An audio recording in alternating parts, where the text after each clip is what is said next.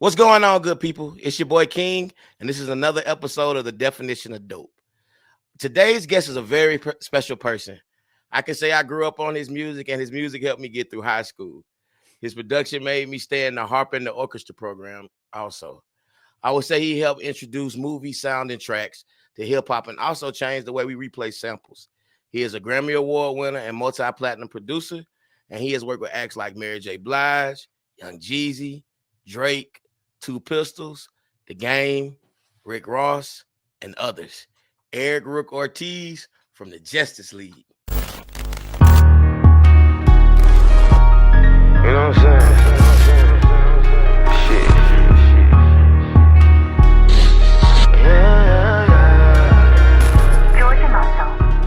What's going on, Doc? Hey, that's a hell of an intro. Hey, man. Hey, that's your body of work, man. Hey, man, appreciate it, man. I'm good, man. How you? I'm good, man. I appreciate you, Doc. No doubt, man. No doubt. See, we're here, man.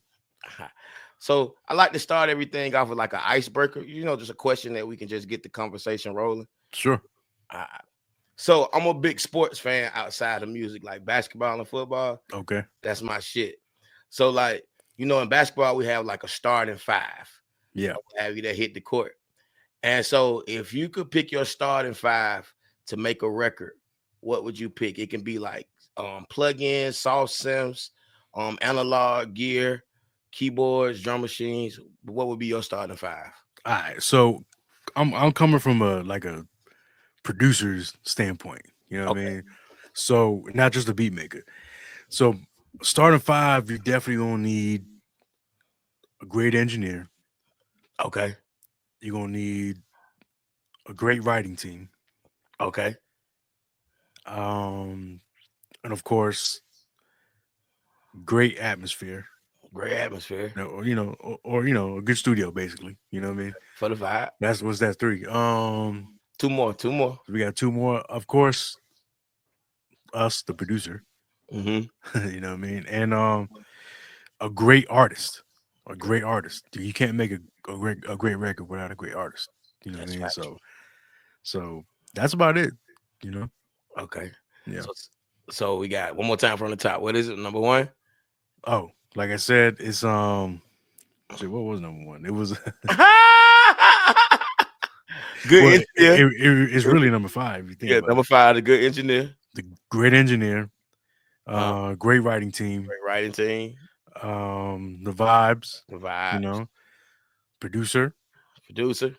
And great artist. Yeah. That's a cold five, man. Yeah. That's a cold five. I mean, maybe you was kind of looking for more technical stuff. You know what I mean? Like no. Okay. Cool. I mean, look, I generally the icebreaker generally be like this question just worded in a different way. So like I've heard like an array of different answers. So now your perspective was dope. Dope, man.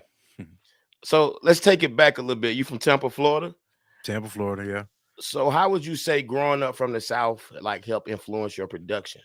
Yeah, I mean, well, Florida is different, man. Well, because I'm originally from New York. Okay. Right? And I moved to Tampa, St. Pete when I was younger. Mm-hmm. And so I graduated high school out there.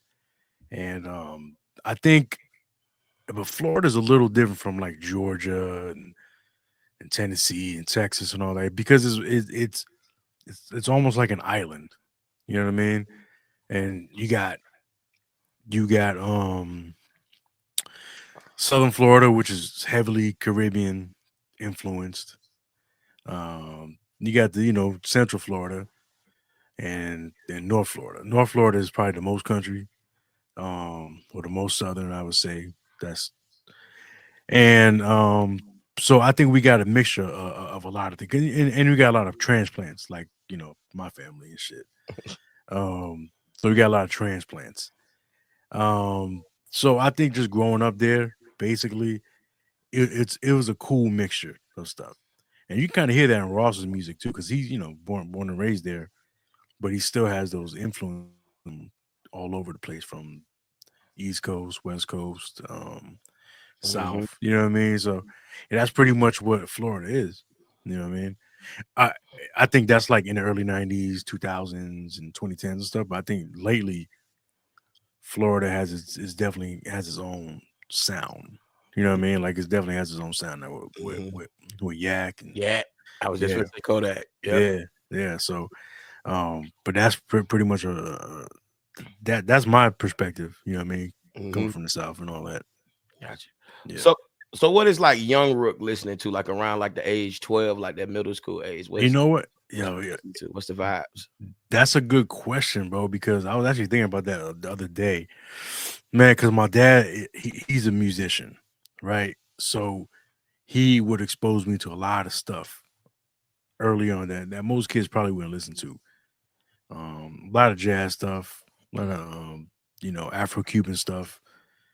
Um, and also I'll just kind of listen to stuff on my own, like Sting and Earth, Wind and Fire and James Yeah. Brown and stuff like that.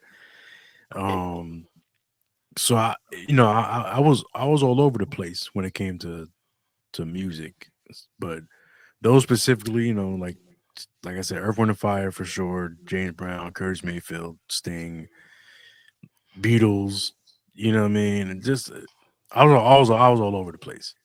But of course, listening to hip hop, but I just loved everything.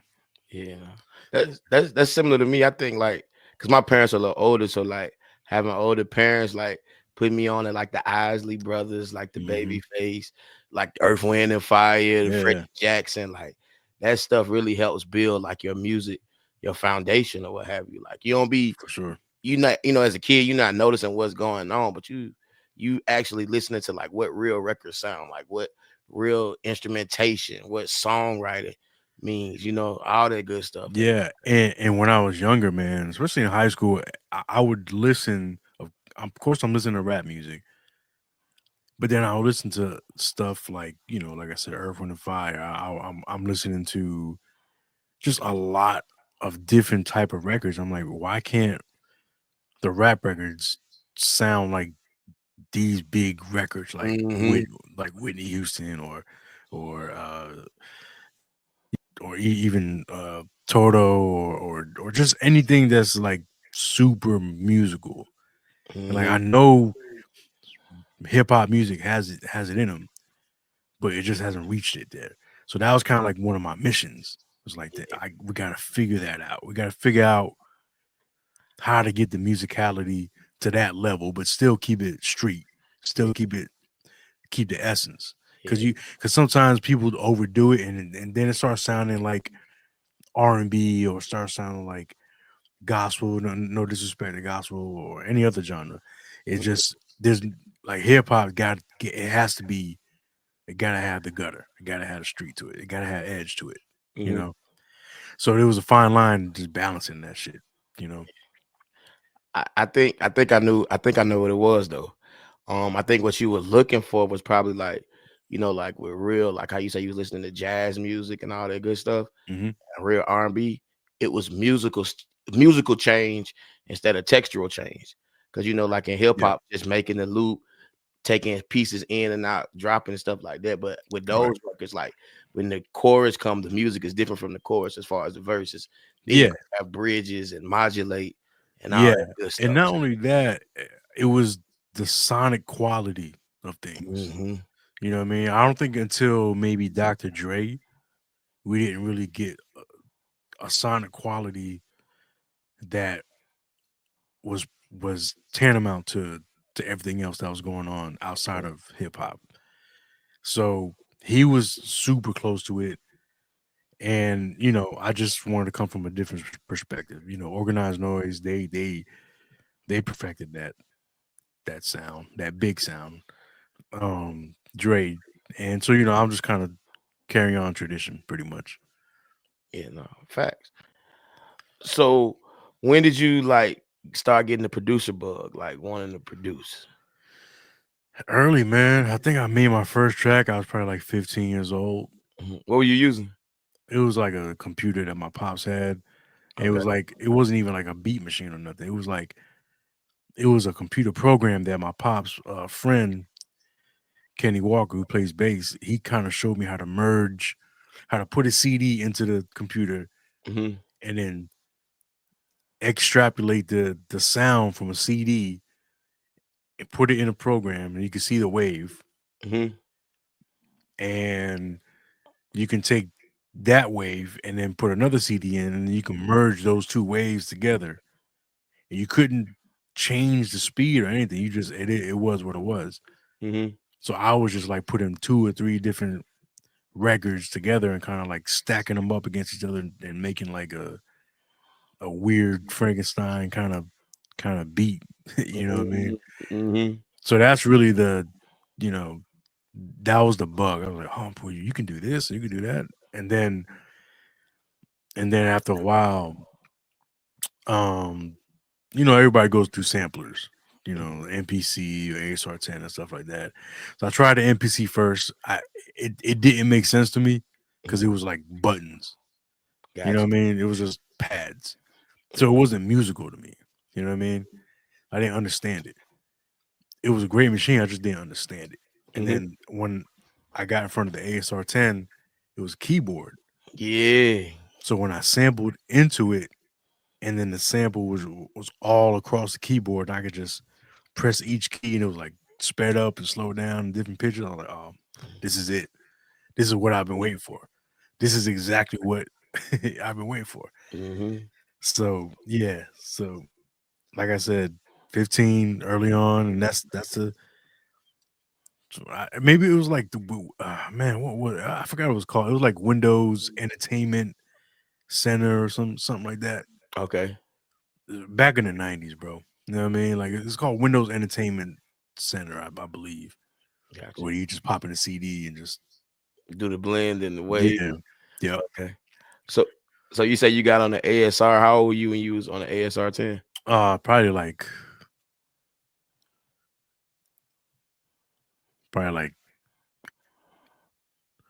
it's probably like 80. So about 3 years later, I was on there. So probably about 18 years old. Okay. Um, I was on the ASR 10, and I just ran with it, bro. My man Anwar at Dimensional Sound Studios in Tampa, he taught me how to use it. Gotcha. So we just because we would rent out, me and my boy Esther would rent out studio time over there, and he had the ASR 10. Nobody's making us beats. So I was Mhm. like, all right, so I'm gonna just learn. He just taught me how to use it real quick, and I just ran with it, bro. I was like, let's go. Like I was just learning and learning and learning. Mhm. I know I still learn all the time. I love learning new stuff. Gotcha. Yeah. So with the ASR 10, like what was your approach? What was your approach? And what you just like sampling, like flipping samples, or were you making like one shots or like making like pad, how you can make pads out of it? Like what was I your was main yeah, I was doing it all, man. I was just kind of figuring it out. I didn't know what I was doing, man. You know what I'm saying? Because I didn't have no sounds. There was zero sounds in the ASR 10. I mm-hmm. didn't have any disc, any, you know what I'm saying? Back in the day, you could sell or you could buy the sounds and the disc and stuff like that, but I didn't have nothing, like zero, not even demo sounds. So all the sounds I did was straight from wherever the source I was sampling from, vinyl or CD or whatever. And so the process was pretty much just doing one shots, doing samples, doing loops, doing chops, pads. You know, if I heard something on the radio, if I heard a song and they had like an open bass or anything like that, I'll take it and like loop that up and make my own sub bass and filter it out. And yeah, so I was just it really made me be creative because it was just numbers. It's like making beat on a Mm-hmm. calculator. It's just numbers, no graphics. So I had to use my ears. So it made me be real creative. You know what I'm saying? 'Cause it's limited too. So now the Yeah. ASL 10 is very limited, and, Yeah. and No, the reason why I asked you that is because like a lot of times, like when I'm on live on the channel, I tell them like, the three guys, I have a 3000 and an ASR 10. I'm like, yeah, they're blank. Like, with the newer MPs and like a lot of programs now, like they give you the sounds. But the cool part about when the machines is blank is my MPC and my ASR is gonna sound way different than yours because we gotta use our ears yep, and search and try to find stuff. And comes from like nothing. yeah, and they gave you a beat of originality though, Give you because a it was style. going to sound totally, Yep, totally different. Because me and you digging from two different. from two different places or what Yep. have you. Yep. And that's how a lot of guys back then had their own style. You know what I mean? And the style just came from nothing. You know, because it was just you didn't have anything, no sound. It was just okay. I think this sounds good. You know what I mean? Like, I mean, we would like kind of emulate the guys that we love, and maybe I like this snare from DJ Premier or RZA and stuff like that, and then you would try to make it beat kind of like them. I It's guess it was never like gonna sound like it's never gonna yeah, sound like them though. yeah, it don't sound like it, but the cool shit is that that's how you come up with your own style. Mhm. Like, oh, this don't sound like it, but damn, this sounds cool though. You know what I'm saying? Like, okay, I'm getting better. I'm getting better, and everybody else is saying I'm getting better, and my shit is dope, and so it must be dope. Even people I don't know. You know what I'm saying? So usually people that you know, your family shit, they'll tell you shit is good when Mhm. it's not. But when you start impressing your family, like you made this, that's Yeah, when you know yeah, yeah, you. yeah, yeah. Yeah, You make this. That's yeah, or you can tell by the look, they're like, oh, yeah, yeah. yeah, Because when it's garbage, they just that's yeah, nice or that's yeah. cool. Exactly. So as you're learning as you're growing, like who are you listening to? Like what producers are you trying to like? Because I know when I first started off, I would try to mimic Toomp. Toomp Yeah, was my guy. So like, Tube but was amazing. Tube was amazing. I think there's a lot of guys that were like kind of right before us, and like Timbaland, Dr. Dre, of course, DJ Premier. Man, bro, there's so many, bro. Like DITC guys, or Buck Wild, and all those guys, and Mhm, Organized Noise, of course. And like those guys are mind blowing. You know what I mean? mhm. Um, man, we love Trackmaster stuff. Yeah, yeah, yeah. We loved man, Pete Rock, of course. I loved Ant Banks out west. Mhm, I loved man in the South, of course, Manny Fresh. I love Pimp C stuff. He's mhm, another ASR 10 guy. I loved man, there's just so many, bro. Like um and of course Alchemist, another one, ASR Just 10. Blaze, of course. Um, and those are kind of like the newer, you know what I mean? Even though Alchemist was like late 90s. But he's one of my favorites, especially on ASR 10. Mhm. Um, but yeah, bro, there's so many. I can name. I can go on for hours, bro. Just name like because I'm really a student of this. Mhm, You know what I mean? And mhm. I love B minors like and I'm a student of this. I mean DJ Quick. Oh yeah. Um, Oh man, quick. Oh yeah, yeah, quick. man. Different, man. Yeah. So I like I said, I can go on, man. KLC, of course. Yeah. Um, Beats by the Pound was crazy, crazy. Mhm. Man, it just so many, man, so many. Like I said, I can go on for hours and Yeah, from nah, every nah. I can tell. I can every every coast, every area, every you know what I mean. Like I tell. just absorbed all the music, no matter what. I wasn't like one of them guys that was you only listen to East Coast, only listen to South, only listen to what I'm saying, because it was real divided back then. Mhm. But I just wanted to listen to everything, everything, But and yeah. but would you say like listening to everything and being a sponge like help develop your ear and your sound and your production and technique and all that Yeah, stuff? yeah, for sure, for sure. I think so. I think so anyway. It it helps you because I'm still a sponge, and so it helps me. Like I said earlier, it helps you develop a sound.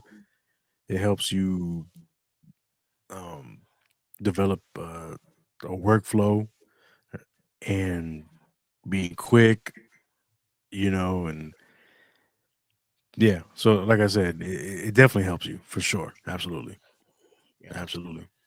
Gotcha. when did you know like production was really what you wanted to do and like you started bro, to take this seriously as a bro, rapper? early. Like I was at least 17, maybe. Mhm. So it's like not long after I just started dabbling with it, like it just became an obsession. Like nothing was gonna stop me. I couldn't explain it to nobody, and I wasn't that good, but I just couldn't really explain. Like, yo, I'm telling you, bro, this I'm gonna be one of them ones. You know what I'm Mhm. saying? I Nah. couldn't explain it. I could not explain it.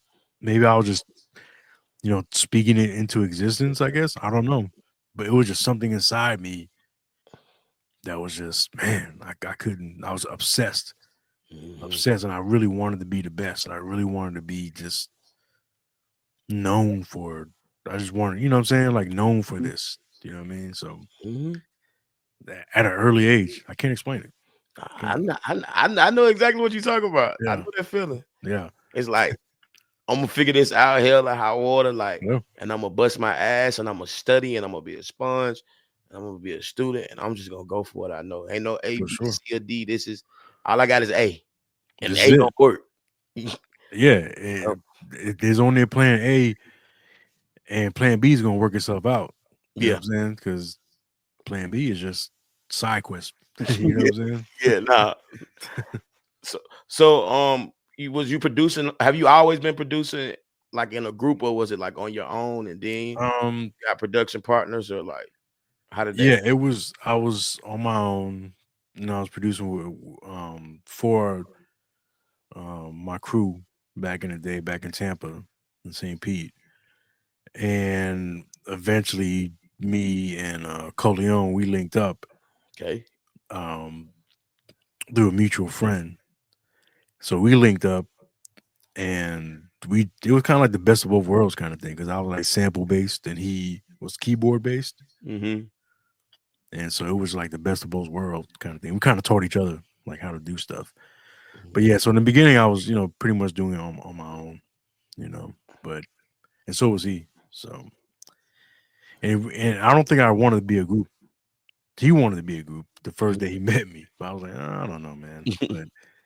But nah, we eventually linked up, and yeah, it was crazy. Gotcha. So, how did the infamous Justice League form? Like, Well, like I said, we had a mutual friend. You mhm. know what I mean? Actually, a mutual friend is my man Ray McLeod, his, For they play ball? his father. Okay, okay. So Ray McLeod, the kid who plays ball in Atlanta, Yeah, yeah, for the Falcons. yeah, his dad. That was Okay, so his dad was our mutual friend. You know what I mean? okay. And I was making beats over at Ray's crib for his artists and stuff. And he brought through Coleon to just kind of get a different perspective and different style of beat for the artists and stuff. Mm-hmm. And when we were playing the music for him, he was just like amazed, like, people are making music like this in Tampa, like holy shit, you know what I mean? And like, Mm, yo, we should be a group. I was like, well, we think about it, you know what I'm saying? gotcha, gotcha. So yeah, so that was pretty much it. Like then we linked up. I went over to his crib in Plant City, and man, we did like 10 beats the first day, you know, and that was cool, man. We just kind of just zooming through these beats. My ASR 10 over. He had Logic Pro back on the PC Ooh. when it was owned by Like E painted. Magic back then. It was pink. It Huh? was it was gray, and the MIDI data was pink. Yes. Yes. It was ugly. It Ooh, was so yeah, ugly. yeah. Ugly, ugly, ugly, ugly. And then Yeah. the notes be like black on top of the pink. Yeah. It's Yeah. nasty. Nasty work. Nasty work. Yeah, so that was cool, man. That was cool. So yeah, that's pretty much how we. I mean, there's of course a longer version of the story, but that's pretty much the gist of that story. You know what I Gotcha, mean? gotcha. So you guys are in Tampa. So how are you guys growing your name as producers? Like, what do you got? Y'all selling? How are y'all going about selling Um, tracks? well, Working with artists? Coley, he was an artist in Tampa, and they Okay, were playing radio, and and me, I was just selling beats around town, and I was just already known in that circle, in the hip hop circle. You know what I mean? I would Okay. like do beats for certain artists, and um, you know, we had a name for ourselves, Okay. and we just kind of um eh, like there's various shows opening up for acts and stuff like that, and just doing different parties and different nights, and but eventually I just had to hunker down and really learn my craft, and I just kind of went into obscurity to learn, you know what I'm saying, and become better. But yeah, that's pretty much how we kind of got our name out there and stuff. This It was hard, man. There's no social media, so Yeah. you know S- it's like So, flyers and shit. so you guys got a name. You guys are known in the city and stuff like that. So, how do you guys like start to like expand your brand and like land like your first placement? Okay, so at the time we had management at the time. Well, we didn't have management. My homie Bilo, rest in peace. He his baby mom's brother, if you can follow that path. He Yeah, I got you. yeah, the brother, he was like interested in managing. Um so Bilo mailed a CD of our beats to him, Ivan, and Ivan heard it, and he was blown away. And him and his partner Chuck Green, they were like, "Yo, we want to manage you guys. We feel like we can make something happen." Um, so we were like, "All right, cool."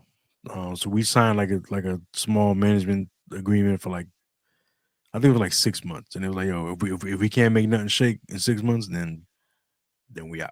I'm like, all right, cool, let's get it. Um, but so yeah, so um they really put their foot down on a lot of shit, and because they had some connections in the music industry. Just um, I think they were in Tallahassee at the time, so they linked up with they met Coach K at a TJ's DJs back in the day, and Coach K, he was managing Young Jeezy. What year is this? This was 2003. Okay. So they gave a CD to Coach K and Kinky B at TJ's DJs in Tallahassee. Um, but it was like a warm introduction. I believe TJ, he introduced them and co-signed the whole situation. So they gave it a whole, they listened to the CD, and it was like, yo, I got some shit on it. So basically what happened next is Jeezy did a whole bunch of songs on the CD that they got. And a few months later, we're in Atlanta with Young Jeezy. Now, Young Jeezy isn't Young Jeezy at the time. Hmm. He's just he's not signed. He's popular in Atlanta, Yeah, yeah. but he's not popular anywhere else. Hmm. So yeah, so we were working with Jeezy before he was signed to Def Jam, and that's really how we got on. You know what I mean? Like, we worked with Jeezy. He gave us a chance. We gave him a chance, and honestly, we never seen anything like that in Tampa. Like, where a guy was like a real rapper with real money.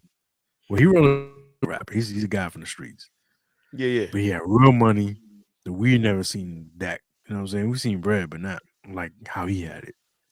And he was like a superstar in Atlanta, and we've never seen this before. And his radio songs on the radio, I'm like, who the fuck is this guy? He's like Did a y'all go fucking to star. Did y'all go to Magic City with him and during the No, BMF days of we Magic we City? didn't go to Magic City. I think we went to was it Stadium or the put I forgot the name of the joint. We went to a couple places. Not we didn't go to no strip clubs with him though. Okay, okay. Yeah, we went to a couple places with him and BMF and Meech and all them guys. Oh, so you seen him move? Because I'm from Yeah, I'm from Atlanta, so I yeah, know all about. I was a jit then, but I know all about the story. So yeah. Nah, if like you was we didn't around know that time, you seen the movie. for sure. We didn't know who any of these guys are. They Mhm. just cool. We just, you know what I mean? Like we all like hanging out. You know what I'm saying? Mhm. Making music and whatever. So yeah, we seen that. We seen it. And that was cool. It was real cool. So that was really the thing. Like we was like, damn, this guy's really about to blow the fuck up. Mhm. We work with him. A few months later, boom, he gets a deal. Coach K calls us like, yo, we gonna need y'all. Boom, boom, boom. Like, cool.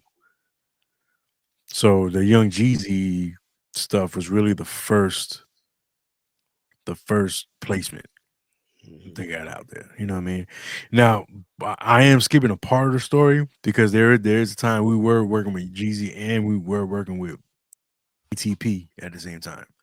Gotcha. So we knew DTP and we knew Jeezy. So uh, we did an R&B record for the artist Shauna, Mhm. and DTP technically were the first people to cut us a check in the industry. Gotcha. But Young Jeezy was the first one to actually release it first. So our first Mhm. placement technically is the Young Jeezy. Easy. Yeah. Gotcha. Our first payment was from DTP. Those are DTP. my guys. Yeah, Shaka and Jeff. Those Mhm. are my guys right there. So So let me ask you this: describe the Justice League sound at this time. in 2024, I think it's No, no, no, matured. no, I no, think no, it no, not 2024. And oh like at that time. at that Oh, you time, know yeah, what? yeah, at that time. I'm gonna tell you, it's similar to what it is now, but it's immature. You know what I mean? Okay. Um, I think I'm trying to think at this time what Don't Get Caught was that one. So all those records, I don't know if you ever heard We Jook by Jeezy. Super underground song, but it got leaked.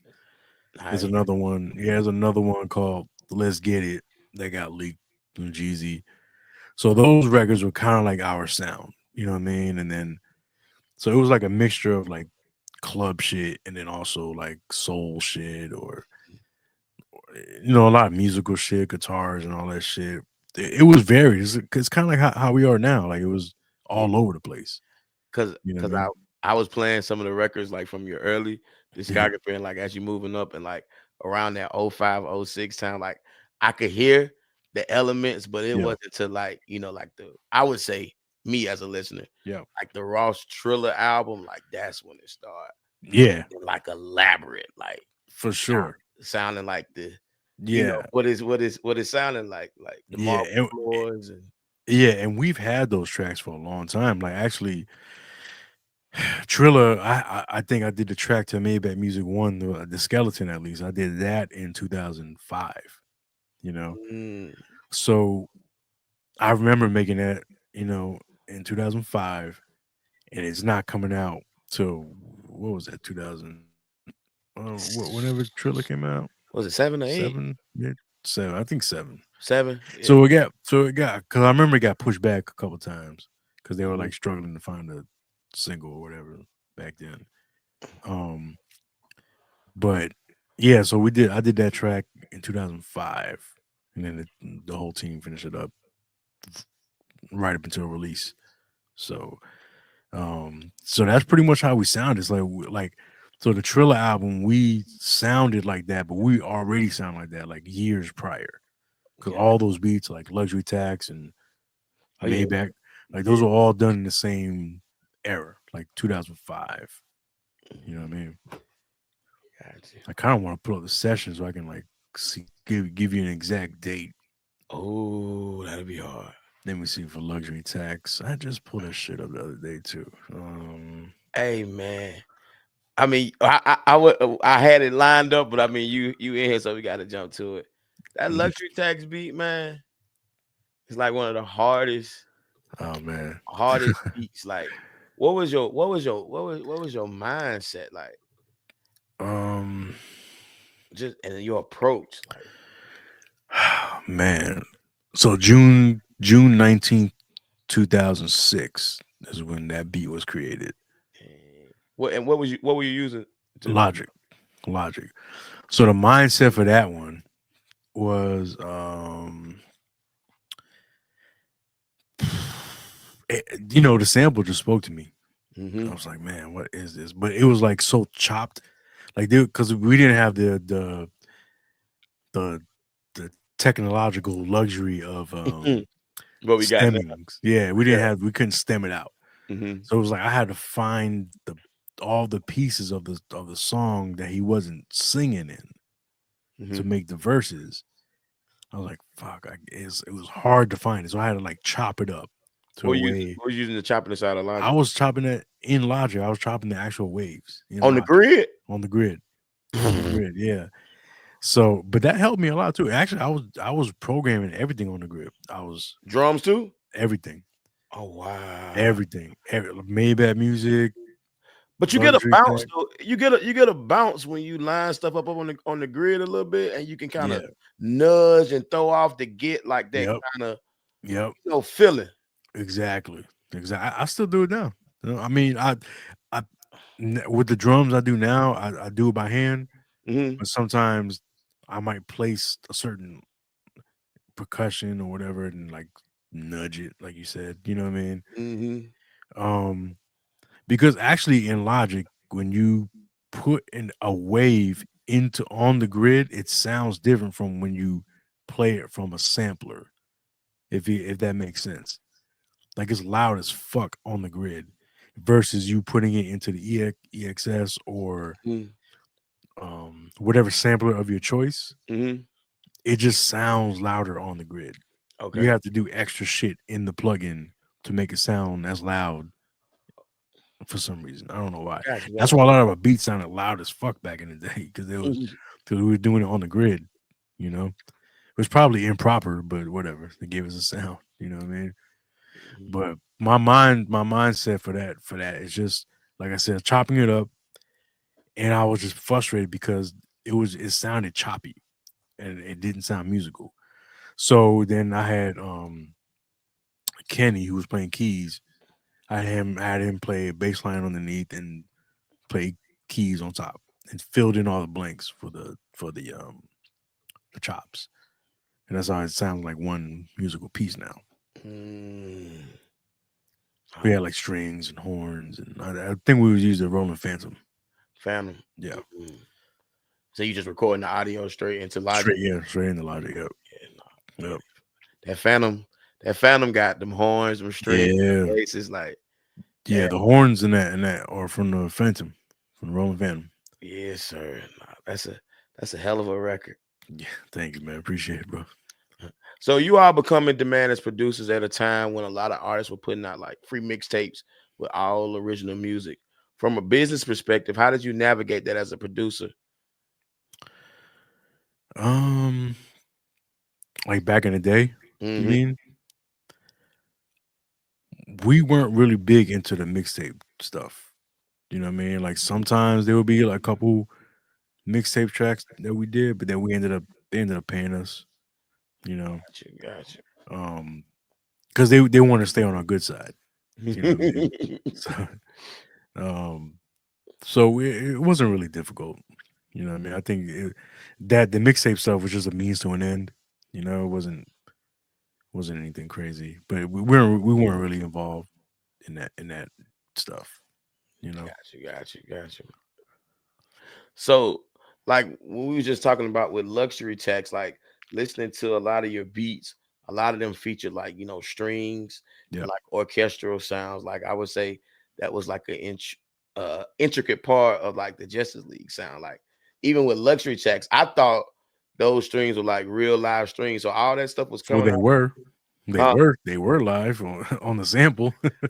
Man, that's what I'm saying. Like when you said that, I was like, Yeah. oh, because I really thought like a lot of that stuff was like real live Well, streams. Like, early on, they weren't. gotcha, As we progressed on to deeper than rap, that's when we're like, okay, we gotta do this shit ourselves. You know what I mean? gotcha. So, because there's only so many samples you're gonna find. Mhm. You know what I'm saying? So all right, fuck it, we gotta do it ourselves. Got you. And so at this time, you was done with was you done with the ASR? You was like Logic heavy, and Yeah, because actually, my when shortly after we got with our management and we was in New York, um, my ASR 10 got stolen in Jersey, and oh, that shit crushed my heart, and it forced me to learn Logic. I already knew it a little bit, but it forced me to make beats in Logic. So that's how that happened. So got you. yep. Yeah. So yeah. So I was not on ASR 10. Damn. Yeah. Hip hop is built off of sampling. Even though you have the ability, to play instruments and get people to replay your samples. Yep. Why is sampling still important to you as a producer? I think, man, you know what? Because it's something that you can't replicate. That You feeling, know what I mean? It's a feeling, bro. that feeling. You had great players on there. You had great engineers. You had great techniques, mixing and recording techniques back then. It was just a feeling, you know. And we can get pretty close to it, but it's man, you can't replicate some of that pain and that experience. You know what I mean? Hmm. And that time. Yeah, You can get close, but it's that still a mood, little something. Yeah. that texture, that some stuff Hmm. give you. You be like, I can't get nobody to moan like or sing like this or bend a Yeah. note like this. It's like Yeah. I got I, to put it in the closest I think one of the closest that we ever got to that there. is the J Rock and Kendrick Lamar record, "The Hood Gonna Love It." Hmm. That's not a sample, and That's a that replay. that's a replay. Cause we had to replay it for the Grand Theft Auto um, Oh, game. We had the Grand Theft Auto 5. Yeah, we had to replay that, and so that was the closest that I think that damn near anybody's gotten. I mean, I'm not gonna say anybody, but mm, like to me, I'll play the sample version and the replay version, and I cannot tell the difference. You know wow. what I mean? Even mixed by Ali was like, "Yo, what did you guys do?" It's like this sounds the same. I was like, I'll send you the stems, bro. I send them stems, and it's like, yo, this is crazy. Now, You know? now, now, let me ask you this: when you get musicians to like replay your samples, how important is it, like knowing like their verbiage, like how to communicate with them, like having like a basic music understanding and knowing notes and knowing harmony and knowing like dynamics, like how is that? How important is knowing that stuff to relay what you want back to you? Um, it's important, but not as important as you think. You know what I mean? I think your relationship with the musician is and how you communicate with each other is important. You know what I mean? Because I can play, but I'm not a player. You know what I mean? I'm not like a musician. I could play good enough. You know what I mean? But I know what I want to hear, and sometimes what I hear isn't always musically correct to the musician. Got So I gotta tell them like, yo, it doesn't matter. Trust me, it's gonna sound good. You know what I'm saying? Like, don't worry about it. Just trust the process. You know what I mean? So, but the verbiage is important. At least just if you know the basics, then you're cool. You know, um, if you know the circle of fifths, even if you have access to the circle of fifths, that's a great tool. I use it all the time. Um, and just simple shit, man. Just like basic shit that any beat maker should know. mm-hmm. And then when you're working with musicians, you know, just I think musicians are used to people, you know, kind of being a guiding light as far as because a lot of musicians they learn from or whatever, and they tell them what to do. Mm-hmm. So that's pretty much what a producer is, Got you. just a maestro, you Yeah, know. I got you. So on Deeper Than Rap album, Maybach Music 2, Magnificent, and Yacht Club run back to back. They Yeah. sound great coming in one after another, how they was curated. I listened to those 3 songs a lot in college. Talk about working on that album. Deep in the Rap. Yeah. That yo, I love that album, bro. I love that album.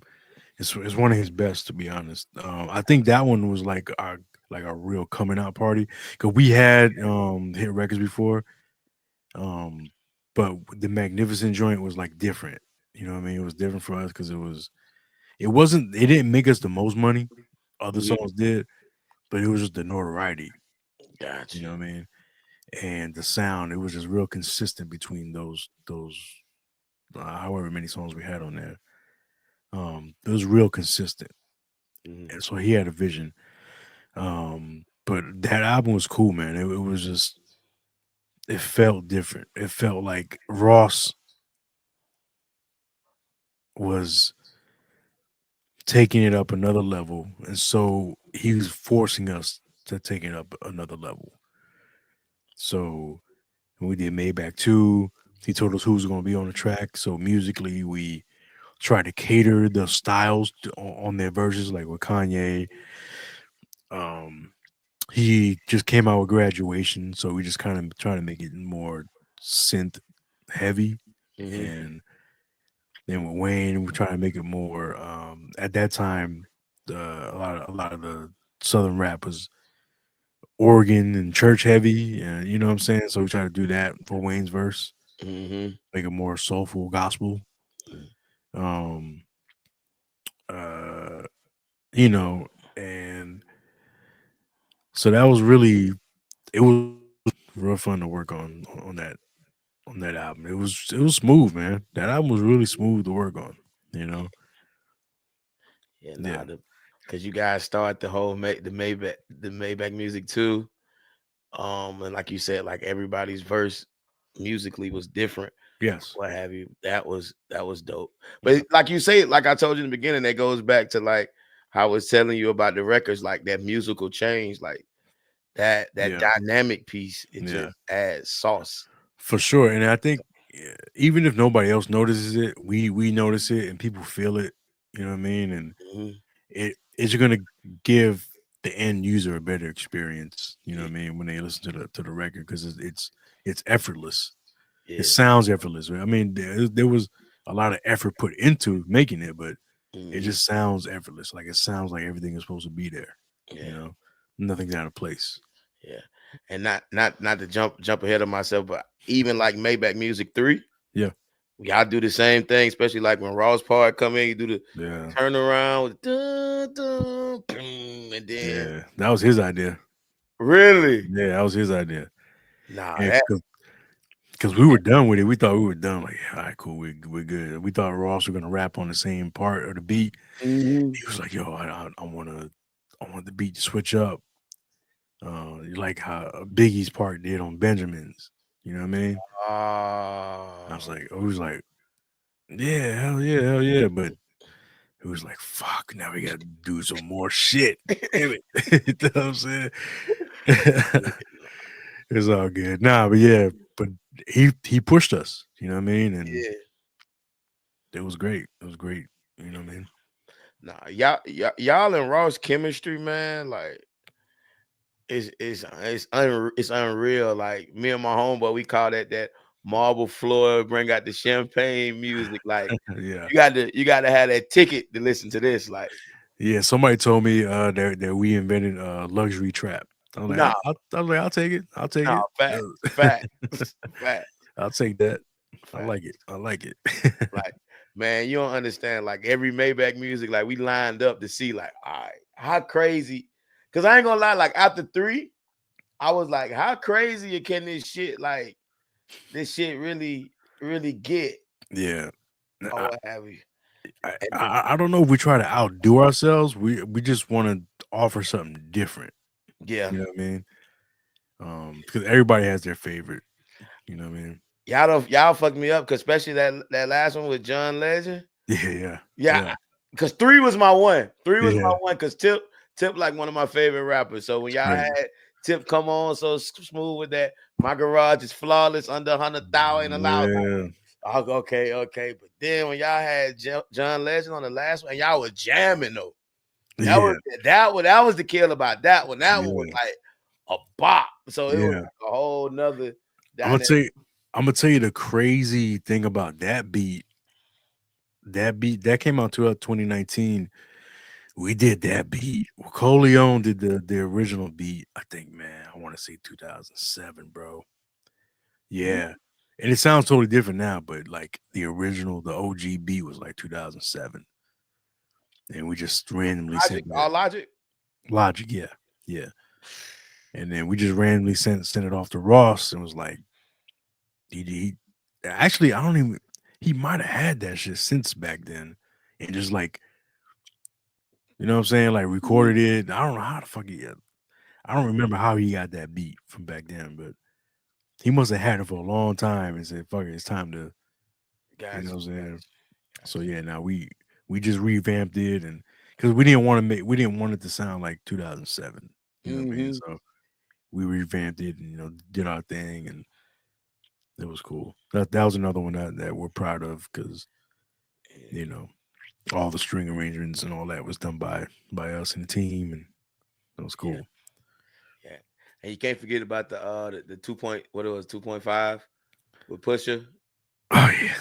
You can't forget about you can't forget about Yeah, neither. that was a whole debacle behind the scenes, to be honest. And I And can't get too much into that, but just uh-huh. just remember Ross and Drake had that song "Go," was it "Go Roses" or whatever?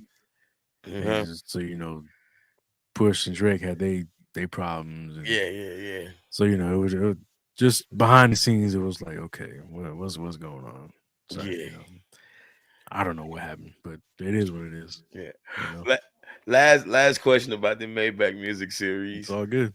What would you say is like the driving force to those records? Is it the samples? Is it the instrumentation, the groove, the just getting Well, put? not all of them have samples. Okay. The driving force is really it's kind of like can we outdo ourselves or can we at least continue it? Do we still got it? Can we still do that? We don't do that many of them, bro, because they're hard to do. You know what I mean? Mhm. They're hard Yeah, to yeah, do. yeah, yeah, yeah, yeah, yeah. So, the last one came out in 2019, so it was like it's 2024 now, and I got a feeling Ross is gonna eventually be like, "Hey, we need It's that." about that time. Yeah, I'm like, but the driving force, man, it really is musicality, keeping the musicality alive, like showing people that we can actually do this type of music in rap music, make it sound dope, Mhm. not make it sound convoluted. Because sometimes people do that shit and it sounds way too much. It's like you're doing too much. You're doing way too much. Like you're doing too many changes, or like I don't know. We just have this weird thing where we know how to balance every sound and balance every arrangement. Arrangement is key. Mhm. Making sure that the rapper is a star and we don't outshine the rapper with the music. It just has to complement it, you know. Yeah, So that's really the mindset, to be honest. that's dope. I know you say working with Ross, like he pushes you guys to like get like the best product out of you guys and like Yeah, for you guys to reach like your full production potential. But yeah. how important would you say it is like working with somebody like Ross? Working with somebody like him, I mean working with Ross, not like him, working with Ross, my bad. nah. How important is it? I think it's very important. Um, Everybody needs a Ross. You know what I mean? Everybody like Snoop got Dre. Um, we got Ross.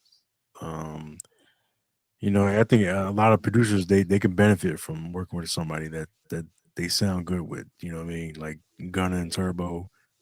Um, just a lot of dope. Premier Guru.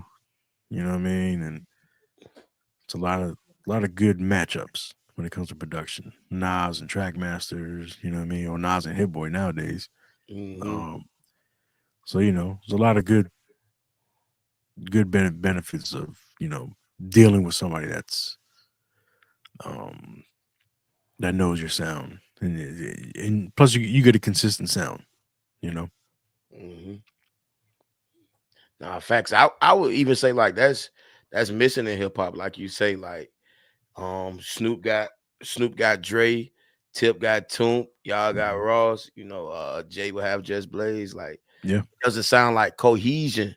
With like when people put out projects, it just sounds like I got a record from here, I got a record from there, I got it's just all over the place. But like for when sure. you listen to like you guys stuff or what have you, like even like how we finna get into like how y'all work with Jeezy, like Hmm. just really locking in and like letting that album have a tone and a mood and like a cohesion, like a sound. Like shit don't For really sure. have a sound. It just sound like we just dump some shit in the bucket and we finna sell it.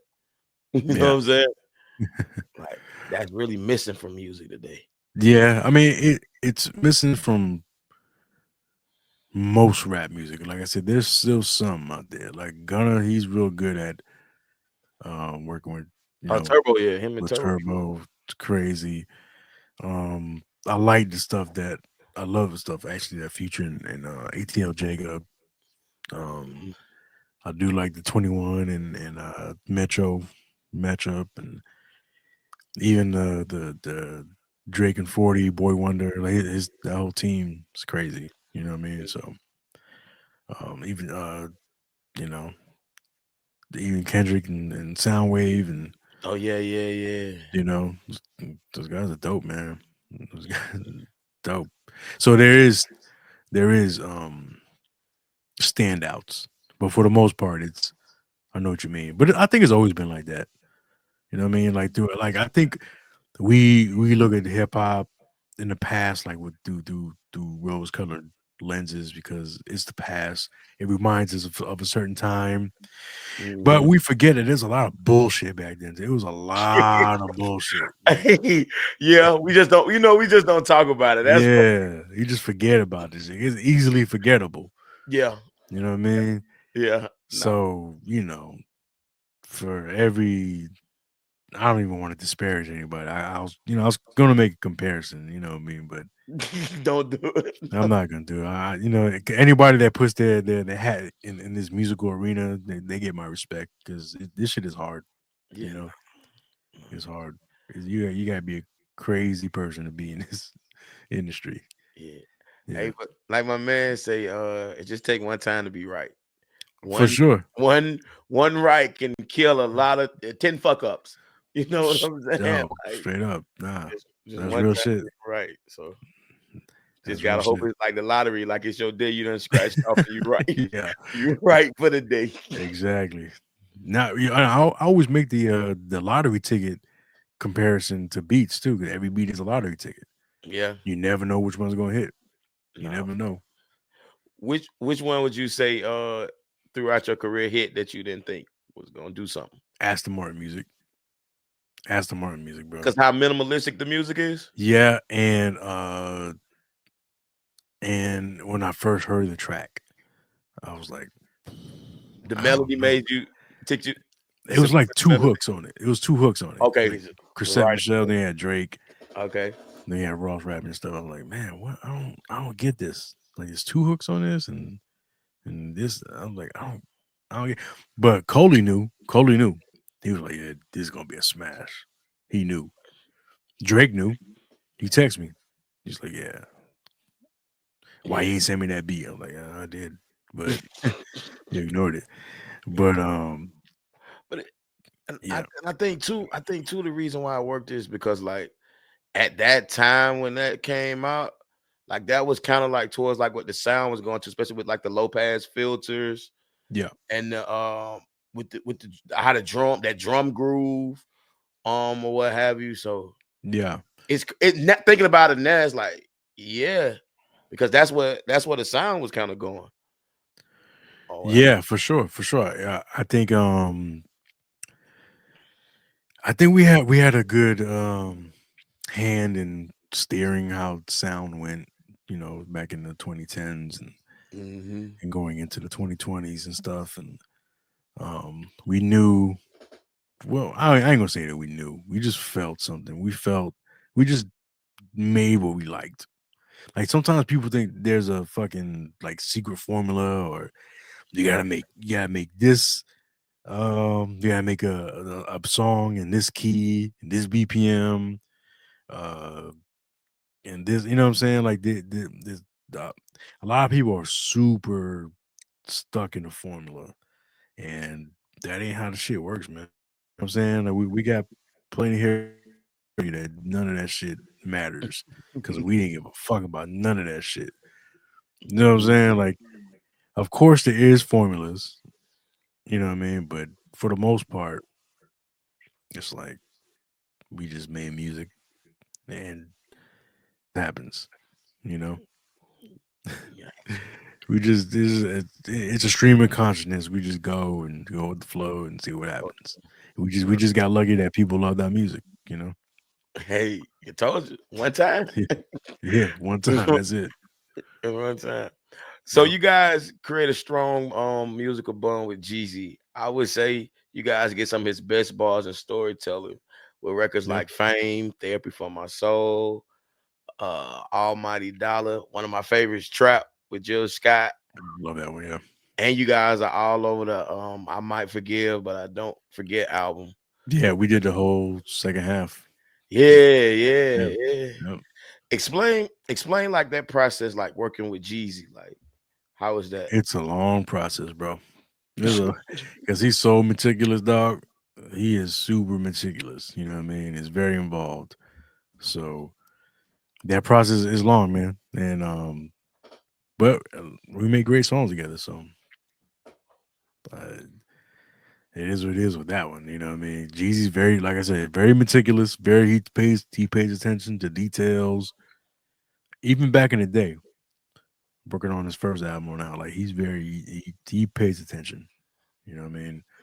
You wouldn't think he would, but he's and sometimes we'll be in the studio and he'll hear something and I'm like, what? Like, you hear that? Can you hear that little click? That little? I'm like, what? And he'll and then we'll isolate the sound and like sweep the frequency spectrum and like, oh, there it is. Like, oh, that's it. Turn that down. I'm like, damn. So he got a good ear. I will give him that Yeah, nah. because I I fancy myself to having great ear. But Yeah, sometimes you know you need that outside perspective. You know. yeah. Nah, man. The music that y'all make it be soulful, it be heartfelt. Y'all got records that be jamming. Like, Yeah. I know those sessions are crazy. Yeah, but it's all business pretty much. You know what I mean? Especially lately because we're all older now. Ain't no really, you know, Oh no, I'm talking about global. like musically crazy. That's what I was No, saying. musically crazy. No, no. Yeah, me too. But what I'm saying is that just the vibe wise is like we're older now. Like back in the day, yeah, motherfuckers was smoking and drinking and well, I never smoked, but everybody was doing having fun basically. Now it's more getting down to business, make sure the music is right, musicians come through, you know what I'm saying, knock it out, and boom, Gotcha. yeah, less party, more work. It's You funny. know what I'm saying? Yeah. What would you say is one of your favorite Jeezy records? Done it all, done it. Mm, I don't know if you know that one, but it was like a bonus track on the Recession album. yeah, nah. It didn't make it because of the sample. Hmm. Um, but yeah, that's probably if not my favorite one of the favorites. And Recession came out. What was that? 8. 2008. Yeah. Yeah, so that and which one came out first? Did Recession come out or Deep in Rap? And so that was Oh, now you digging, man. You digging. Deep in Rap album of Rick Ross that came out in yeah, so April 21st, 2009. Okay, so the Recession, Hmm. the Done It Hmm. was the first track that we did that had live strings. That was the first track. Okay. Done It All was the very first track that we did with live strings and cellos and all that shit. Um, and we were proud of that shit, man. We were so Yeah. proud of that shit, and that kind of made us want to do more. You know what I Gotcha. mean? So the next one was like Maybach 2. That was the Gotcha. next one. Now let me ask you this: when you guys doing the live strings and the live instruments, are you guys doing the comping yourself, or you got like an engineer to do the comping? Uh, it depends on the record. I Gotcha. think for Done It, somebody else engineered that. I'm trying to think. I think Maybach 4, we engineered that ourselves. Maybach 6, I engineered that one. So I did all the comping and all that shit. I did all that myself. Um, the other ones that they were, or Maybach 2, we did the comping on that one too. Gotcha. And we engineered that one. Maybach 3, um, Edward Nixon, engineer from England. Mm-hmm. Him and his assistant Andre, they recorded and comped those strings on Maybach 3. Yeah. Gotcha. Gotcha. So the closeout, talking about like the hip hop section of the production. Yeah. Which artist would you say had the best verse on one of your tracks? Mm, it's hard to say best because best is that it's objective Mm-hmm. or subjective. I should say the best is subjective, but I'm gonna say it's between Andre 3000 With and 16? yeah and 16. Jay-Z. Those two verses on Mm, Maybach 1, but 16 is just I could listen to it over and over again and I still find new things. And it's so poetic and it's so like man, it blew my mind. It still mhm. blows my mind. I'm like, yo, what? He's one of my. I think Andre 3000 bar for bar is like unfuckwittable, man. He's just Mm. man, mind blowingly. And you can't forget the singing. The woo, woo. Yeah, crazy. And that was him playing guitar at the end. Yeah, because he Really? was because he was doing the Jimi Hendrix Movie? movie, and so he was channeling his His Jimi Hendrix. Hendrix. Ah, So yeah, so I'm gonna tell you a funny story about that too. okay. About 16. So we was excited to have Andre 3000 on the track. So Hmm. um we added a bunch of strings and this and that on his verse, and man, we was like, yeah, we're gonna go crazy. Hmm. And he heard it back. He was like, yeah, mute everything. So that's why when you hear his verse, it's like nothing. It's just drums and maybe the bass, or maybe or it's real minimal. Yeah. You know what I mean? And it's Uh-huh. like it kind of well, it kind of hurt our ego a little bit, but we got it. You know what I mean? Like we understood because Hmm. then he became the star, and that verse is just too immaculate to be cluttered with all this instrumentation and all that. Gotcha. So we did a little bit of that. We left the bass line there because we followed the bass line followed his his verse. If you listen closely, you can hear Hmm. you'll hear the bass line following his verse. So we Gotcha. let that in there. Um, but yeah, that 16, man, that was like, man, it's incredible. Did he record that with you guys, or like he sent those vocals? He sent the vocals in. He sent them in. Yeah, he Gotcha. sent those in. But we were like going back and forth on notes, Mhm. um, what he wanted, and because he's a producer, Yeah. and, Most and definitely. Most definitely. so he was very vocal about what he wanted and very professional and just polite. You know what I mean? Like he's just Hmm. super professional, super polite, and just a good dude overall. It like I said, I can't say it enough how mind blowing that verse is. No, it's You know what I mean? it's crazy. And then he starts singing on you when he done. That's the part Yeah, that get me. Like and it's like, we didn't know he was gonna give us a hook too. You know what I hmm mean? So I was like, oh man. yeah. Yeah. Oh, and the other funny thing about I forgot to tell you the other funny thing about that with Andre playing the guitar at the end. Hmm. So it's as you can hear, it's a little off or whatever. You know what I'm saying? So what we did was we redid the guitar in Hmm. the correct same pattern, just in the right key to us anyway. Mm-hmm. that it felt to us, it felt more in line with the track.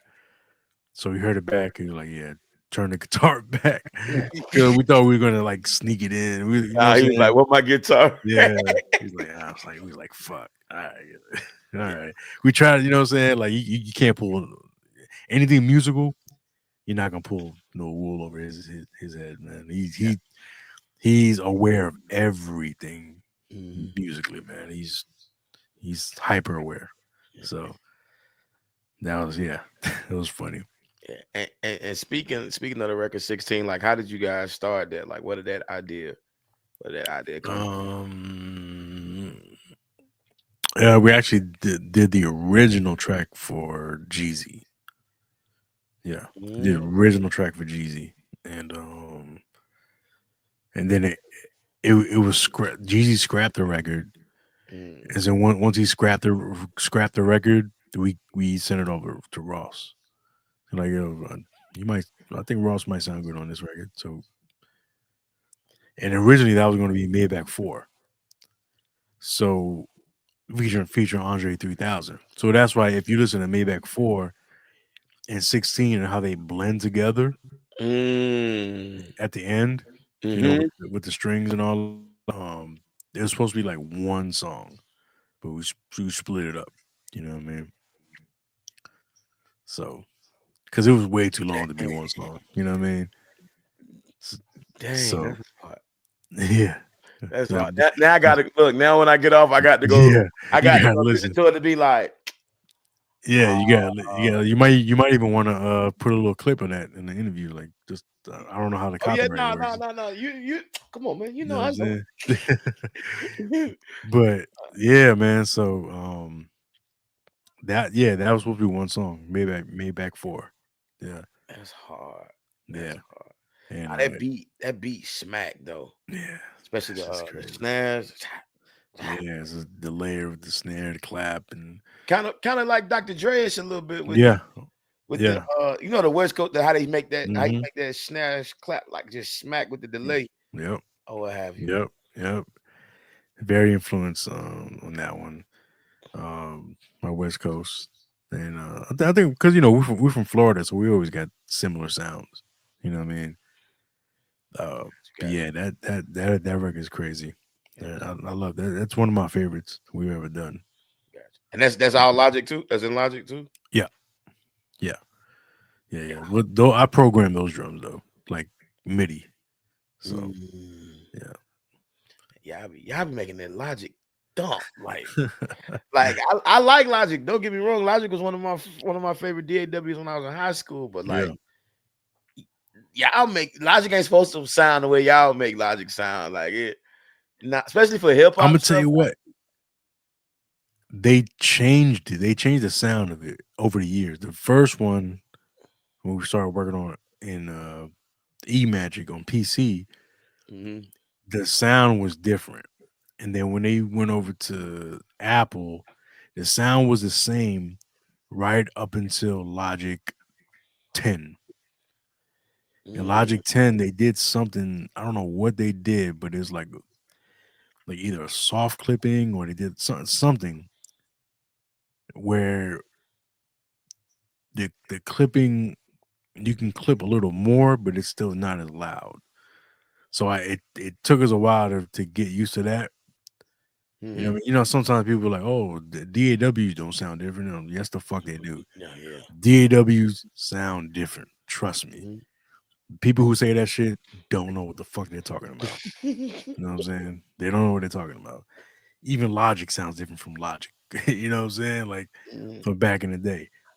Um, Pro Tools sounds different. Everything sounds different. I think Pro Tools like is the most generic, which is why a lot of people mix in Pro Tools because it's the least colored of all the DAWs. You know what I mean? You're gonna get a true sound from Logic. I mean from Pro Tools. And Logic is more tape, I guess. That's the closest I can kind of get to it. Like it's like a tape machine, and because you can push Logic and you can distort the fuck out of Logic, and you be in the red. and it sounds great. You Mhm. know what I'm saying? Yeah, no, facts, facts. So yeah, so everything. But in Pro Tools, if you're in the red, it sounds like ass. Oh yeah, no, it's fuck. Yeah, It's, but but in Logic, you push that shit, and you're like, sounds great. You know what I mean? And just like other DAWs, FL studios like that, and Ableton. You know what I mean? I can't the look of it. I can't mess with. You know what I mean? I like them, but I can't mess with the nah, look. FL and Ableton, like them looks or whatever, like it'd be like, I'm gonna catch y'all later. Yeah, I can't yeah, do this. I yeah. I'm just, petty. I'm yeah, me petty. too. I'm real petty like that. I'm like, because even they tried to, they've brightened Ableton up. I think Yeah, that's like orange or something. I'm still like, yeah, nah, bro, this shit look nasty, dog. yeah, yeah, I can't fuck with it. I'm gonna catch yeah. y'all, bro. For real. So let's talk about the R&B side of your catalog for a second. Yep. One of my favorite records that you guys did is the Keisha Cole's "The Oh Long Way, yeah. Long The way Long down. Way Down" record. Like, how did you guys go about producing that? Um, we sent that record to my man Sly Jordan, who's a writer, who works with Dr. Dre a lot. And so we sent that beat over to him, and he wrote it, and we had it sitting for a while. Then I guess he was in a session with Keisha Cole, and he was like, "Yo, I'm about to be in a session with Keisha Cole. It's cool if I play this the long way down." I was like, "Hell yeah, it's cool." He played it, they loved it, and that was that. You know what I mean? And then we had a relationship after that with Keisha, and we did more songs with her after that. I don't know if anything came out. I don't remember, but but it was basically that. Like that was that came through the writer Sly Jordan. Yeah, nah. Hearing y'all sound, because it was that record. It still had like the big sound or whatever. But hearing like somebody actually like sing on it from top to bottom was like it was cold. It was cold. Oh, sorry, man. I had to take every text real quick. I'm sorry. Oh, you good? You good? Take your time. Take your time. Take your time. You can edit that out, hopefully. Yeah, yeah, yeah. I told you it's all edited, man. You good? You good? Gotcha. Um,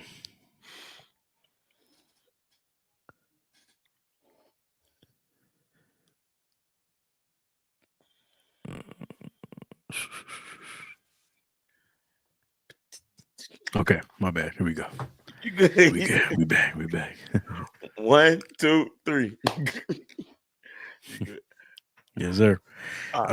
Um, was I answering the question? I don't remember. Yeah, it was on you. That I was saying that basically like with the Keisha Cole's record, like just hearing that big sound, like and having a singer like sing on it from top to bottom, like that was different at the time, like because when nobody's singing on records like that. Yeah, I mean we done stuff with Mary. Oh yeah, yeah, yeah. The one And you got a Grammy for that no one would do. no one will do, and we done stuff with Sharifa on DTP and Jay Holiday.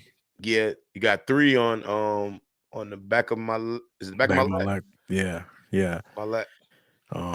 So we always done that R&B stuff. I think our sound bodes well to R&B. You know what I mean? And it's easy. R&B. I love R&B music. I love it. Hmm. I didn't used to when I was a kid. I thought it was wimpy. You know what I'm saying?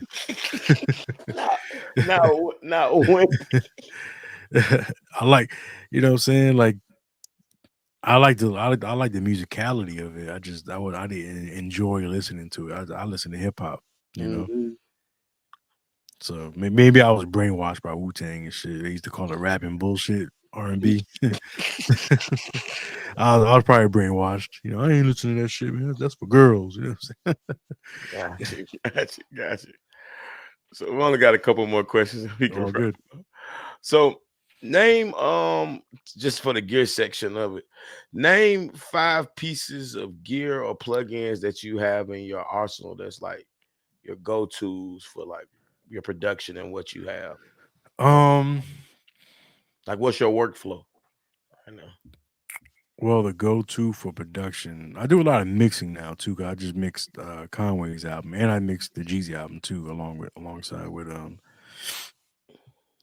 a couple other guys. But what was that? Oh, I was gonna say with the mixing, are you inside the box or like you Um, a little bit of both um, hybrid? both. But now I'm because I did Conway's album analog, Hmm. and doing the recalls on that shit was a pain in the ass. So I'm like, yeah, I'm going in the box. You know what I Yeah. mean? Um, so the pieces of gear, man, I love. Honestly, bro, I had the really big barefoot Michael Main 27s, those Hmm. big joints, and I couldn't. Man, I loved them because they were loud as fuck, but I could not grasp the sound of them. Hmm. So then I went to like the CLA clone, the NS10 clone, the CLA 10, Hmm. and that was cool, but they hurt my ears a lot. Mm. So now I went back to barefoot, and I got the Footprint '03 that just came out this year, Yeah, yeah, and yeah. bro, You like those? I fucking love them, bro. I Okay. love them, bro. Like they sound to me, they sound better than the Microman 27, the big boys. Because what the those were like 3 bands or like 2 bands. They Yeah, should like two, something like that. Yeah. Mhm. And for the price, you can't fucking beat them, bro. You can't Nah. get them. I got a sub, of course, but so I'm gonna say these monitors, of course, that's an essential thing. You gotta listen to your music. Yeah, You know yeah. what I mean? Facts. Gear, man. I mean, I'm gonna say the ASR 10. I love the ASR 10.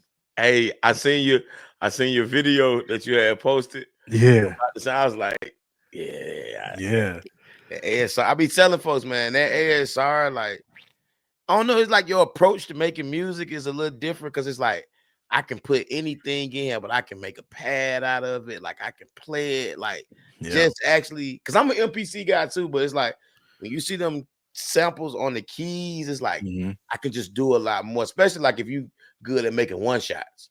Now For you can sure. take texture and make a pad out of a texture, and Yeah. then the magic boost button. Yeah, yeah, boost on. Oh, Dun, on every track, boost on. Man, you can take a ain't shit kick and make that Yeah, kick like boom, boom. yeah, Like, yeah, yeah, man. Nah, so yeah, the ASR 10 for sure.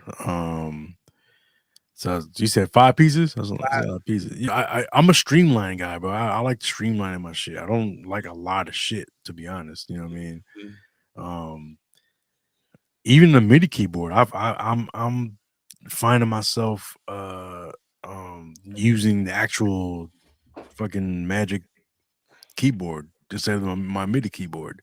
mhm. Like for some reason I just what I mean, like I'm just Type, yeah, hit the yeah, just music and tapping type. in, boom, boom, Yeah, boom, boom, boom, and I'm good. Um, yeah, so that I would say number two is the ASR. Number three, I mean you gotta have the MacBook Pro mhm. with the silicon, Apple silicon, whatever the fuck. Uh, Whatever they own this year. yeah, whatever, 5, 6, or whatever the hell they doing now. Um,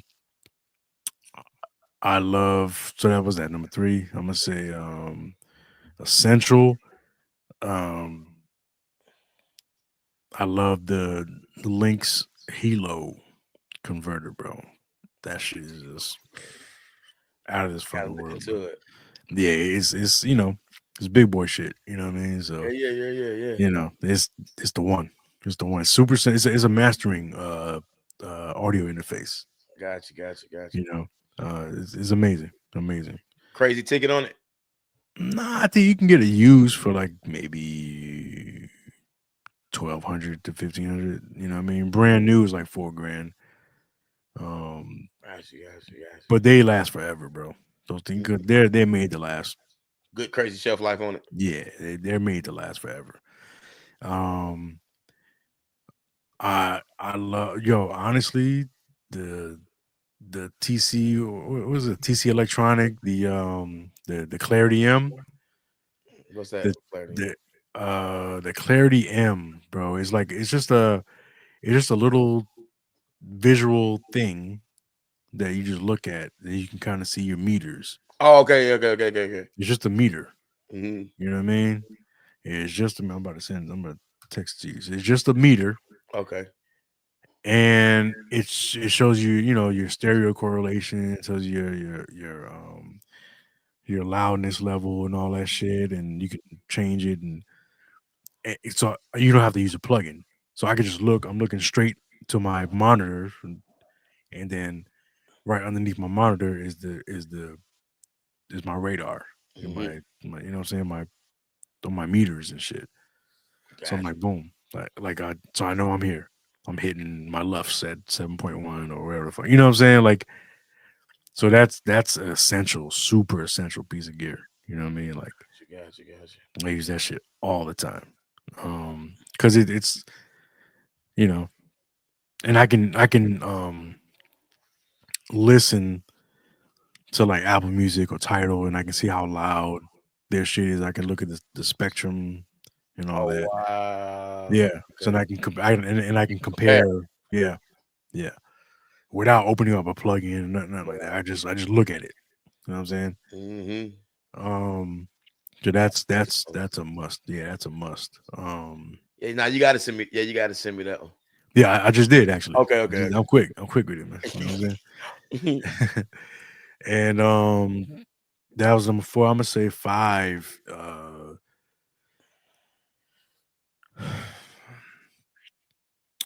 It's either probably good. Honestly, man, I like the headphones that I have on right now. The AirPods Max, Mm-hmm. bro. Like a lot of people use them, so they listen to music on these shits. So if you understand the sonic profile of them, You can you know, sculpt your mixes to go with yeah, it. yeah.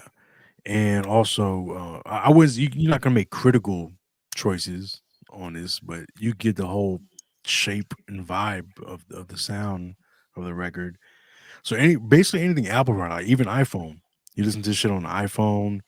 So basically Apple products, even the spatial mixes. I mean, it's better that you have like a million speakers if you want to do spatial mixes, but it's cool to have these because not everybody has a spatial speaker setup. You know what I mean? I got one in my theater, but I don't mix records in it. I just fucking watch Like movies and movies. shit. Yeah. Yeah, nah, facts. But yeah, so this is cool. This is really cool. Yeah. This is yeah, your iPhone, the AirPods, all the versions of the AirPods, you know, very cool because everybody uses them. Not Yeah, everybody, everybody but get the phone on them. yeah. So a lot of people will listen to music on this or the in ears or in the iPhone. So I check it. So I check it all the time. Gotcha. Check it all the time. So Gotcha. yeah, that's 5, right? Yeah, that's fine. Nah, Okay. you on. You Yeah. on. So what advice would you give like young up and coming producers, like if they really want to be music producers and like take their craft to a whole nother level, like what could you impart in Mm, them? tunnel vision, bro. Tunnel vision. Can't let nobody stop you. Tunnel fucking vision. Be realistic, but tunnel vision. You know what I mean? You gotta be willing to go broke. You gotta be willing to put yourself in uncomfortable situations, life wise, if you really want this shit. You know what I mean? Mhm. Um, I'm not really a vocal person, so people who are vocal, they tend to have an easier time in the music industry. We always let our music speak for ourselves. Mhm.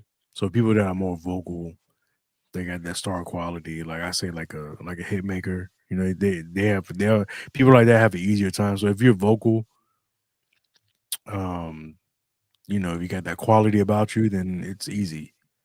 You know what I mean? It will easier. You know what I mean? But you got to have the production to back it up. Back it up. Yeah. Yeah. Um, but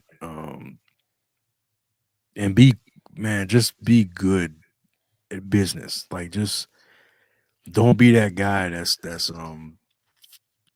trying to scam everybody and just trying to like Finesse. finesse. You know what I mean? Because if you do this for the money, it's not gonna work, man. It ain't gonna work. You gotta do it because you love it, and if you love it, the money is gonna come. The money's gonna come. It will come. Mhm. But if you do it for the money and you just trying to finesse the shit, Mhm. ain't gonna work. It ain't gonna work. You know. Good stuff, man. Good stuff. Yeah. So the last segment is, once again, I'm a sports guy. So Okay. it's like 2-minute drill. All right. So basically, I'm just gonna ask you like some rapid questions. Oh It's shit. either I ain't got no liquor or nothing like that, so you ain't gotta take no shot or nothing like that. Yeah. But it's either or, it's nothing in between, and it's like 5 to 7 questions. And you All right. just gotta pick one. Let's get it. All right, you ready? All right. I'm gonna try. I'm gonna try my best. Let's go. Analog or digital? Digital. Logic or Pro Tools? Logic. MPC or ASR 10?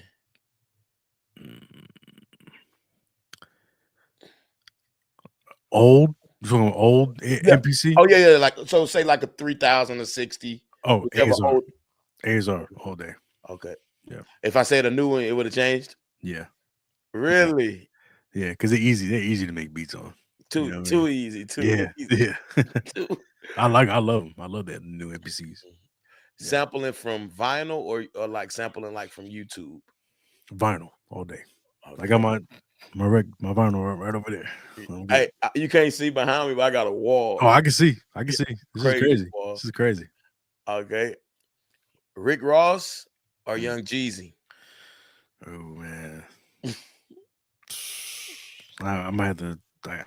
It's got to be both. You know what I mean? Nah, you can't. I'll let you be diplomatic. You know. It's a hell of a question right there. I'm gonna say this. I'm gonna say Ross because I think our sound is more synonymous with Ross. You know what I mean? Okay. Yeah. All right. Physical copies or streaming?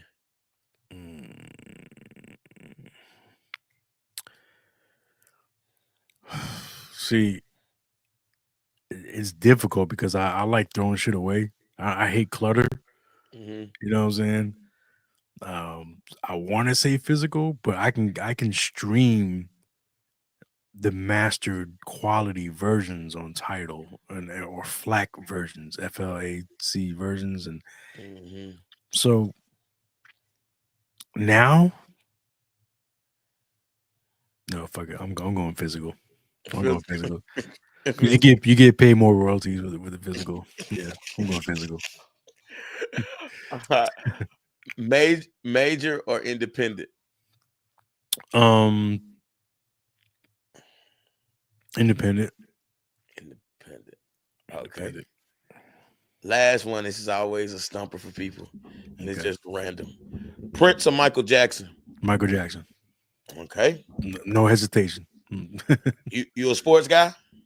Yeah, for the most part, yeah. Okay. Jordan or LeBron? Jordan. I'm also old, so. Tom Brady or Patrick Mahomes? Brady. I'm from Tampa, so you know. Oh, that bullshit. Man, that team was loaded, man. It's not that. Whatever. Y'all let Jameis throw for 5,000 yards and 30 touchdowns and 30 interceptions. So you know that team was decent. If Jameis throwing like that. That's true. Hey. You know, but I knew as soon as we got Brady, I was like, "Oh yeah, everybody knew. We're gonna do the Super Bowl."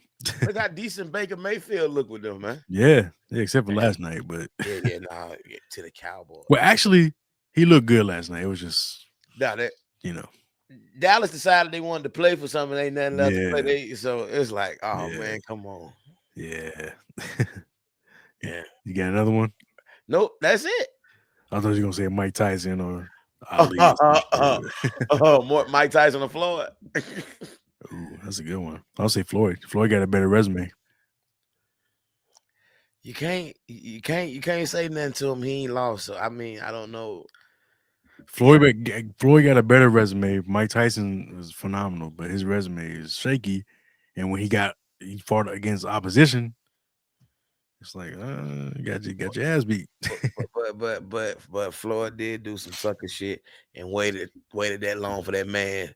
That man fucked up by the time he was ready to fight him, and you know it. But Floyd was older than Manny, so What's the Once excuse? again, he waited till that man was fucked up to fight him. Had all of us paying $120 something to watch that bullshit. Well, And see, then man, he talking about his arm was I'm a fucked up. boxing guy, so I thought the fight was beautiful. So I love the sweet science of it. You know what I'm saying? Yeah, I love the sweet science. I thought it was great. I thought it was great. You know what I'm saying? But I, Pacquiao's not that guy though. He's not that guy. hey man, listen. That was some bullshit, and you know it was. You know that fight was too late. You I'm not know gonna it say that. was. Floyd's older. He was older than Manny. I mean, I give Floyd this though. You ain't finna touch him. And No, he gonna kill you on that card. Cause he ain't for finna sure. go throwing all these reckless punches. He For not finna sure. mess up his percentage. So he gonna let you just wear your ass out and look stupid this whole. I give him that. He's smart. He's a Yeah, smart guy. Very smart. he's a genius. He's a ninja when it comes to that boxing ring. Man, fuck it. But hey, I really appreciate you coming on, man. Spending a Of couple course. a couple moments with me to talk about this thing we like Yeah. called music, man. And I'm very, very appreciative, Doc. Nah, it's my pleasure, man. Have fun. Have fun. Yes. Anything you want to shout out or promote anything? Oh man, I'm doing my Rook review. I You know what I got mean? I'm having fun doing the Rook reviews. We had about a good 1,000 people streaming all at the same time. you. It's I hard. was yeah, and I just started doing it. I was like, holy shit, damn, these people Yeah, man. want okay. So yeah, nah, just submit your music at rookflair.com. You know what I mean? And we're gonna get to it. And that's every Saturday. Is that on Saturdays or different? It's mostly every Saturday. I'll make an announcement on IG and my newsletter. And yeah, just rookflair.com. And but mostly every Saturday. You know what I mean? Got Yeah. you. All right, man. Just Yep. let me know, man. I repost and share, man. I do not have no problem with that, man. Nah, I appreciate it, man. I appreciate the support. Appreciate you.